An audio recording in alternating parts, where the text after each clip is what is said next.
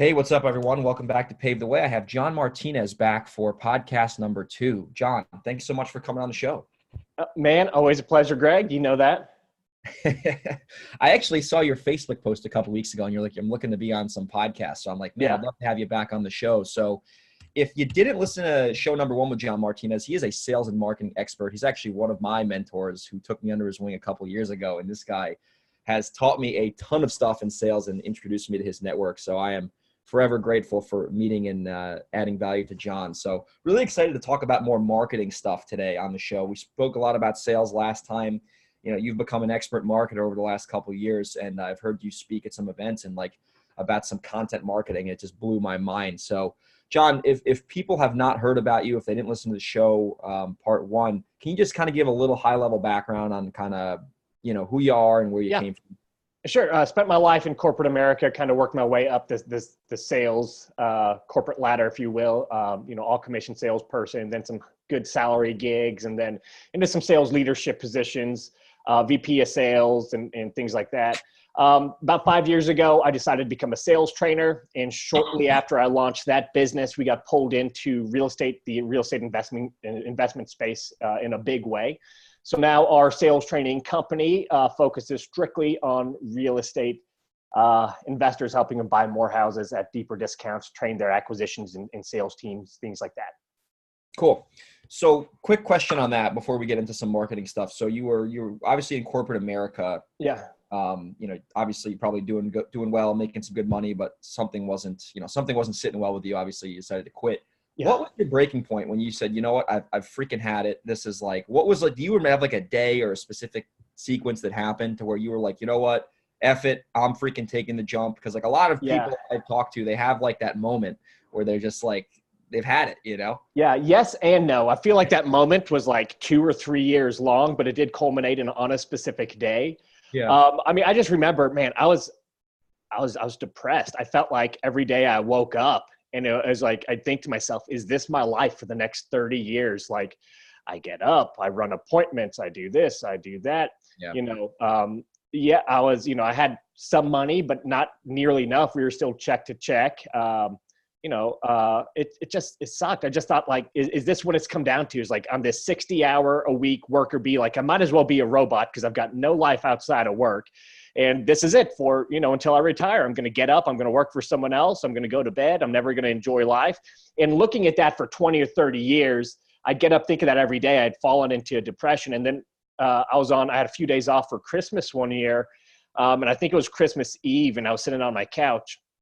My wife was in the kitchen, I remember. And I just go, honey, I'm going to become a sales trainer. I'm starting a company. And she just turned around and she was like, all right, honey, go for it. And I was like, okay, it's on. And that was the moment I immediately hopped onto GoDaddy and bought a domain, Midwest Rev, which is still our parent company name, Midwest Revenue Group. And that was the moment where I finally said enough's enough. That's awesome. I love hearing stories like that because I think everyone has a little similar situation. We can all kind of relate. So obviously, you're amazing at sales. You're amazing at marketing. Today, we're going to focus a lot about marketing and something you've become extremely good at is obviously online marketing. So let's just kick it off with kind of like what online marketing is working best for you today as of this recording. I think it's the 23rd of December, 2019. Yeah, so it's still content marketing. I follow a lot of marketers. I'm always educating myself just because marketing has turned into, for 15 or 20 years, sales was something I obsessed about. I took every training, looked at every process, and really dialed it into where I think we've got the best sales training program in the country. But for the last few years, I had that same obsession. It changed from sales to marketing. So I watch everything. And when I look at what's working and when I'm testing stuff, there's really 2 forms of marketing. There's the direct contact, shove them down a funnel type of marketing, and then there's content marketing. And every marketer, every business owner I know that struggles is trying to find some prospect and just force them, shove them through this funnel and hope they become a client. And basically it doesn't work, or it works poorly. When it does work, it turns the business into something else where you got to have tremendous overhead. It's complex. You have customers who cancel. So I'm not a fan of that method of marketing at all.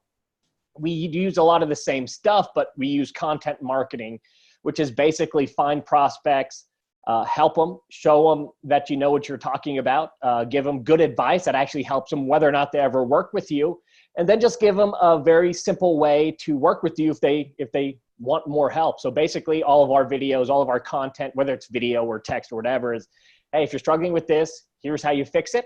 If you want some help, here's how to contact me. So that's essentially how we market. Interesting. So the first type of marketing you spoke about, are we still, so the audience understands, are we still speaking about two methods of direct response marketing? You know, like there's the shotgun, send out emails, and maybe we get one to buy. Yeah. So, you know, the first, you know, when I say shove them down a funnel, it's trying to force people to take action before they're ready. So it's basically, hey, I generate a lead. Now, the next thing I want them to do is to opt into this. So I'm saying, hey, opt into this, opt into this, opt into this. And then once they do this, I'm saying, buy this low dollar thing, buy this low dollar thing, and I'm just forcing it down their throat. And then anyone who buys that low dollar thing, now I'm saying, hey, buy this super expensive thing, do it, do it, do it. Yeah. And in order for that to work, it does work, but you need a tremendous amount of prospects. If you're forcing people to take action before they're truly ready, if you're, you know, quote unquote, like selling them instead of letting them sell themselves, then that you have a tremendous dropout rate. And then you're also forced to offer these high dollar programs because by the time you get these low dollar things sold, you know, enough people on your list, and then you're selling them some low dollar stuff. By the time all that happens, if you're not selling like a tremendously expensive product, you're losing money. You're forced to. So in my space, there's hundreds of marketers who use that. And seeing the inside, they're not happy people. Like they're struggling. Life kind of is not happy for them, and they're looking for another way. And it's not their fault because I tried it, man. When I got into it, I looked at it and I said, okay, all these people who are marketing online, what are they doing? And I tried to replicate it, and there is nothing else out there as to what else to do. And I was like, well, you just copy, right? Copy your way to success. Success. So yeah. What's happened is everyone's copied their way to success. The big secret is that the success is not real in most cases. In some it is. So I don't want to just make that blanket statement, but the vast majority of people who market that way are looking for other ways. They don't have the business that they want. Some do. So don't get me wrong. I don't want this to be a broad generalization. It does work for some people, but those are really the exception and not the rule. That's interesting because I see, you know, obviously, you know, sales and marketing, they go hand in hand. I study marketing as well. I mean, I like it. I think it's just as important as sales sometimes. But a lot of the, like you said, the I guess we'll call it level one direct response marketing. It is very like, hey, you know, let's put out that offer. Let's get the opt-in thing filled up to the brim. And then we're going to get them on a webinar and we're going to just hammer them at the end. And it's just like, like you said, everyone's doing that. And then like everyone who wants to sell something online is using that model. And it's like, what is that? Like scarcity is value. There's no value there anymore because everyone's doing it. It's so saturated. And like you said, at the end, a very good point before we transition more to content marketing. Like, even if that does work, like what's that? There's a quote I like. Why it's interesting. It's like the person who's willing to pay the most for the customer always wins. You have to like, if your cost per lead is so high, you literally, like you said, have to sell a product for 10 grand to like make a decent spread because you just spend so much in advertising to get the client, you know? Yeah. It's interesting. Very hard to scale up, margin shrink, overhead and complexity of the business increases. But again, for some people, they want a very large, they want large revenue. They want a large business. They want the big office somewhere. For me, I don't. I want simplicity. I want ease. I want low overhead. So I'm also recognizing that not everyone wants my business. But I'm saying if you do, content marketing is the way to go. Yeah, no, that's awesome. So obviously when it comes to content marketing, you know, we got the high level overview of it. So how are you and your business, how are you kind of implementing content marketing on a high level perspective in terms of putting out content and then making that it's like a gentle offer at the end. Without being like a hardcore, like, hey, opt into my webinar. Like, you know, how are you making those offers to where they're very, they're accepted very well in the marketplace, you know? So, you know, we live by one rule, and it's like, one of the books that had a pretty big impact on me was The One Thing. So I'm always looking for what is that one thing? What's the highest leverage activity I can do? And what it's come down to in all the businesses we have is eyeballs on content. So everything comes back to eyeballs on content. Or does this help get more eyeballs, the right eyeballs on content? Is the content good, bad? So eyeballs and content is the credo we live by. So basically, all I do is I produce content all day. When I have an idea, I write it down, I email it to myself, or I'll just pop open my phone and I'll record something. I have a team and we've put the systems in place where I just send that content off and people take it and post it and do all the other stuff. So my one thing that I do is when I have a thought about sales or marketing or anything like that, I simply record it. And I don't care if it's good or bad. I put it all out there and I let the market tell me what's good or bad. Because once we put it out there, we see like, hey, people are really responding to this. Maybe we put a few dollars behind it and show it a bit to a few more people. Or nobody's responding to this, take it down. The market told us that's not good content. So I don't even worry about if it's good or bad. When I'm passionate about something, when I have a thought, when there's something I want to share, when I see something happening that I want to comment on, I make the content, I give it to my team, and my team puts it out there, and they boost what's working and they take down what isn't working. And then for more eyeballs, we put the same content everywhere. We put it on Facebook, we put it on Instagram, we put it on LinkedIn, we put it on our website, we put it on our YouTube channel, and we send it to our email list. So whenever we do a piece of content, we distribute it everywhere. So that's how we get to eyeballs on content. That's how we implement and really drive our businesses. Interesting. That's smart. And the big thing I got from that, I'm sure the listeners just kind of picked up on, is like, you let the market tell you if the content's valuable or not. You're not making these crazy assumptions like, oh, I think this will help the most salespeople. It's like, no. That person and these people gave you the most likes. Clearly they're more receptive to that message. And you let that obviously content start going with you backing it by ads. And that's something a lot of people I think have trouble with, including myself. It's like, I think one thing or one offer in my business will make the most sense, but maybe they like the other offer better because they're more receptive to it. And at the end of the day, customers give you likes with their wallet, not with their mouth. I learned that one. Yeah. So when it comes to the actual, this is kind of the last thing I want to cover here with content marketing is like, when it comes to the actual offer, like, because a lot of people are like, hey, how do we make that offer to where they're going to obviously convert well? How are you making your offer? Like, are you like, do you drive them to a website? How are you doing it personally? Because it's still important. Obviously you want to provide value and help people, but at the same time, you do have a business you want to run and you want to grow. So we got to make sure we're still making offers. Right. So it's really simple. On our websites, we have one or two simple offers. And when we make that offer, basically we don't even make the offer. It's, hey, here's a little bit about our program. People who see our content, there's going to be two kinds of people. Maybe three kinds, I'll say. Let's make this even more complex. There's going to be some people who see the content, don't like it, or don't implement it. Okay, take them off the table. Now we got two kinds of people left. We got people who can take the help, take the content, and implement it themselves. That is freaking amazing. I love those people. And if they can implement it themselves, then do it, take it. I'm glad I provided value. That's going to come back to me one way or the other.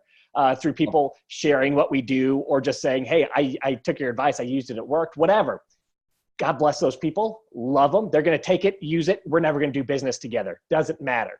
The third set of people, they're going to be the people who go, I love it, but I want the shortcut. I can implement it probably. I'm going to goof up while I do it, or it's going to take too long.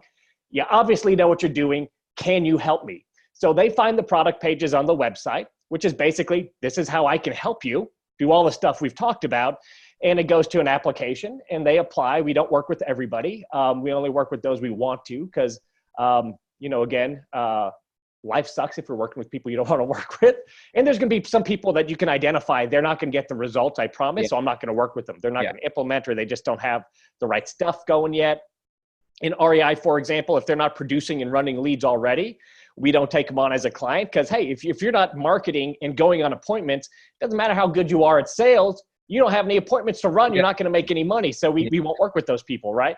So that's it. So it's extremely simple. Again, eyeballs on content drives everything.